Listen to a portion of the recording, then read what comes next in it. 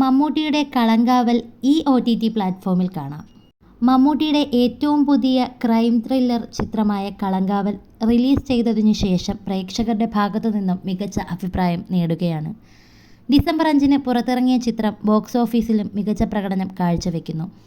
Theatre ഓട്ടത്തിനു ശേഷം ചിത്രം OTT പ്ലാറ്റ്ഫോമിൽ പ്രദർശിപ്പിക്കാൻ ഒരുങ്ങുന്നുവെന്ന പുതിയ റിപ്പോർട്ട് പുറത്തുവന്നിട്ടുണ്ട്.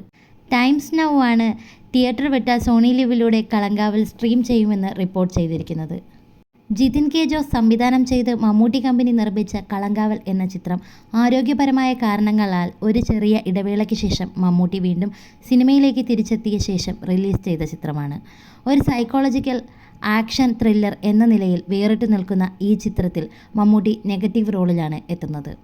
സ്ത്രീകളെ കൊല്ലുന്നതിൽ ആനന്ദം കണ്ടെത്തുന്ന അങ്ങനെയൊരു സ്വഭാവമുള്ള കാര്യം മറച്ചുവെക്കുന്ന ഒരു മധ്യവയസ്കനെക്കുറിച്ചും ഗ്രാമത്തിലുടനീളം നടക്കുന്ന കൊലപാതക ശൃംഖല അവസാനിപ്പിക്കാൻ ഇറങ്ങിത്തിരിക്കുന്ന ഒരു പോലീസ് ഉദ്യോഗസ്ഥനെക്കുറിച്ചുമാണ് സിനിമ.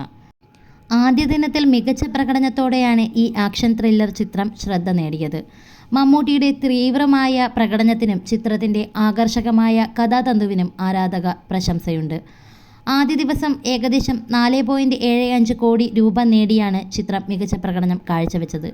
രാവിലെയും ഉച്ചയ്ക്കും ശേഷമുള്ള ഷോകൾ മന്ദഗതിയിലായിരുന്നു ആരംഭിച്ചതെങ്കിലും വൈകുന്നേരവും രാത്രിയും സ്ക്രീനുകൾ നിറഞ്ഞു.